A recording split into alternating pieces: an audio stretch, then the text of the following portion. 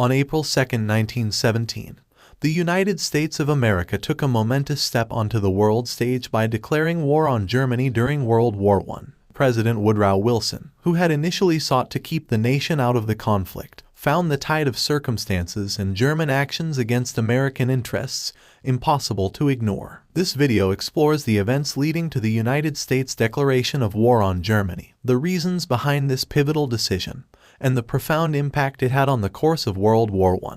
Unrestricted submarine warfare and unraveling neutrality. One of the primary catalysts for the United States' entry into World War I was Germany's adoption of unrestricted submarine warfare. In an attempt to cut off vital supplies to the Allied powers, particularly Britain, Germany resumed the use of unrestricted submarine warfare in early 1917, targeting all ships, including neutral vessels, in designated war zones. The sinking of several American merchant and passenger ships, such as the Lusitania in 1915, had already strained relations between the United States and Germany, and the resumption of unrestricted submarine warfare further intensified hostilities. The Zimmerman telegram, another critical factor leading to the United States declaration of war, was the revelation of the Zimmerman telegram. Intercepted by British intelligence and later shared with the U.S. government. The telegram was a secret diplomatic communication from German Foreign Minister Arthur Zimmerman to the German ambassador in Mexico. In it, Germany promised Mexico the territories of Texas, New Mexico, and Arizona if Mexico joined the Central Powers and the United States entered the war. This revelation further fueled anti-German sentiment in the United States and swayed public opinion towards supporting military intervention.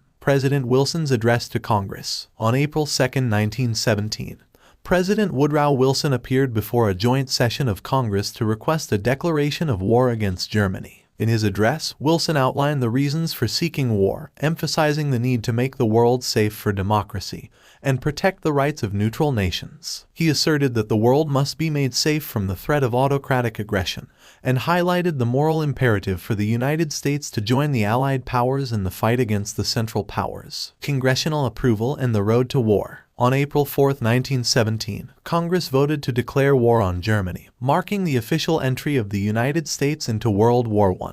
The decision was not without controversy, with some members of Congress advocating for continued neutrality. However, the sinking of American ships, the Zimmerman telegram, and Wilson's impassioned plea ultimately swayed the majority towards supporting military action. Impact on World War I.